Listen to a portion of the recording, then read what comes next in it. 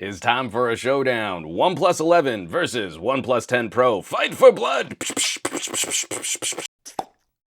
Welcome back to the channel. This is part 2 of sort of a roundup of videos that I'm creating on the OnePlus 11, talking about where this phone fits into the market, and also just looking at some comparisons where this year is being priced out a little differently than last year. On first blush, these two phones look pretty similar, but one is called a Pro, and that does bring a few perks. In part 1, we looked at the 11 and just where it carved out its own place in the market. I think it makes a great argument for a new breed of starter premium phones alongside devices like the Pixel 7. But you can still buy the OnePlus 10 Pro today, and often at a pretty good sale. So how does this new hotness compare against last year's solution? Well, really well.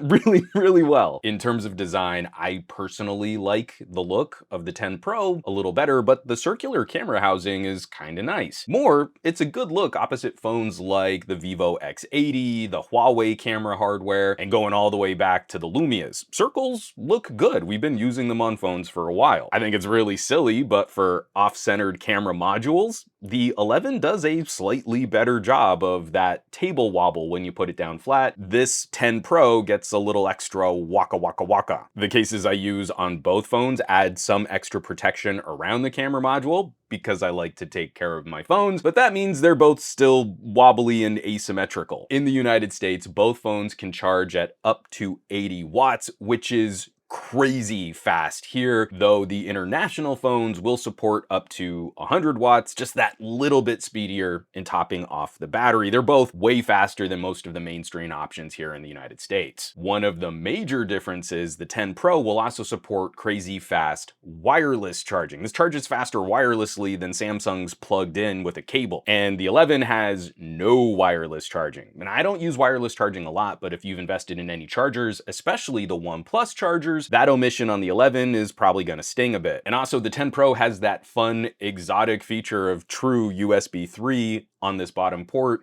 with video output support. And the Android desktop mode is kind of terrible and broken in Android 13, but video out can still be handy on a phone. I've been playing with some really fun wearable displays, can't use them on the OnePlus 11. As phones directly though, the 11 has a newer LTPO3 OLED. Honestly, I don't see a tremendous difference in daily use head-to-head.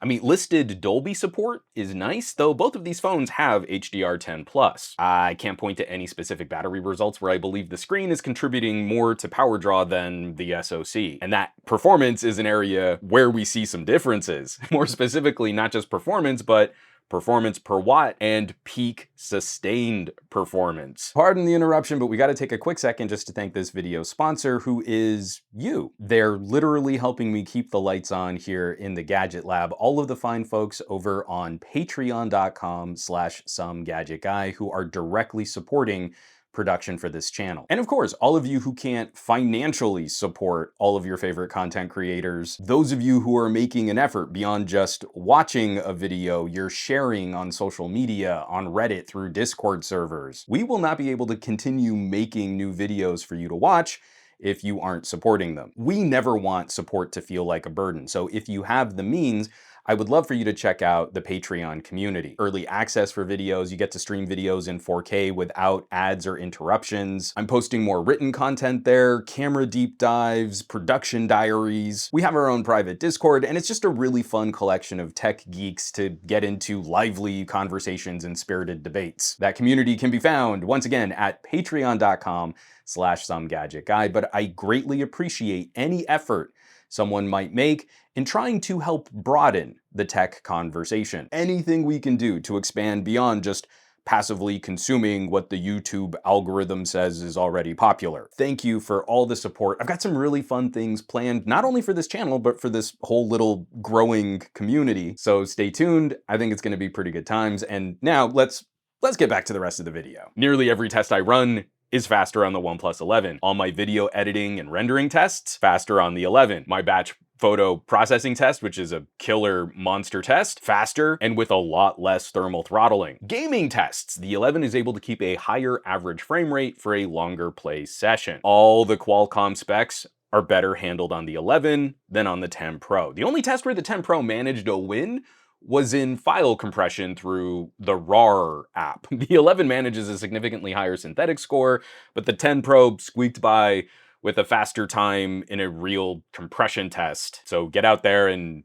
make some RAR files. I'll have a bit more to say about performance in my next video, but the TLDR, the Snapdragon 8 Gen 2 is better in nearly every way over where we were at this time last year. But that's not to say the 10 Pro is a no-go today. And it's in areas like camera performance, it can still turn some heads. A Pro phone should have some Pro features that set it apart. The 10 Pro has a slightly tiny bit larger main camera sensor, but we're close enough that I doubt many people would be able to tell the difference optically, at least not to any great degree. But the 10 Pro has a faster readout sensor, and that gives us that delicious 4K at 120 frame per second video option. It's really fun shooting 4K 120 and turning your family memories into dramatic high resolution slow motion. We don't get that mode on the OnePlus 11. Now, the 11 has a slightly nicer ultra-wide sensor. It's just a touch larger, but the 10 Pro has that fun, almost fisheye view mode for some of your photos. The 11's ultra-wide should perform a little bit better in dim indoor lighting. Now, the telephoto is an interesting fight too, where the 10 Pro has a longer lens, you get more reach. The 11 Pro is using a slightly more exotic sensor that performs a bit better in dim indoor conditions or at night. If you want more zoom, the 10 Pro wins. But if you want better portraits and indoor shots, the 11 wins. Both phones are running Android 13 on the new Oxygen OS. The animation engine is stunning. Both are super fluid and they're really pretty. OnePlus maintains decent software support and they're pledging 4 major OS updates and 5 years of security patches on the OnePlus 11. Breaking all of this down, all these specs, there's normally where I would say, well, the new phone is better than the old phone, but we're not really comparing oranges to oranges here. The Pro has a few lifestyle features and a few exotic features you might like, and it's now on sale under the price of the 11. Or you can get the higher storage model for the same price as the base model, OnePlus 11. And that's an interesting fight. The 11 is the more powerful phone and the more consistent performer. No question, that's easy. But fast wireless charging, video output, 4K at 120 frame per second video, some folks might find a better experience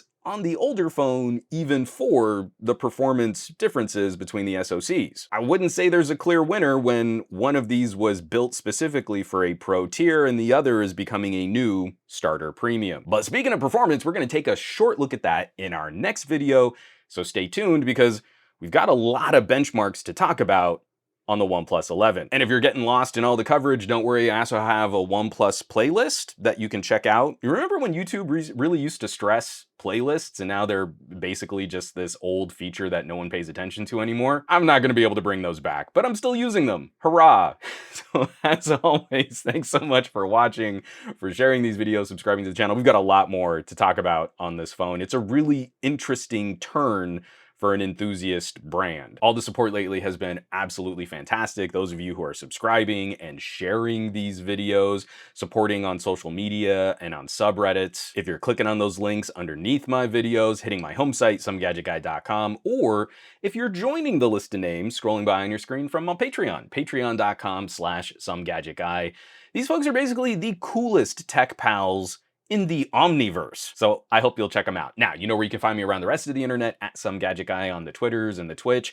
I'm trying to revive a Flickr account. I'm spending a lot of time on the Mastodons. The Mastodons are pretty great. Not so much on the Facebooks or the Instagrams, but I do have accounts there too, and I will catch you all on the very next video.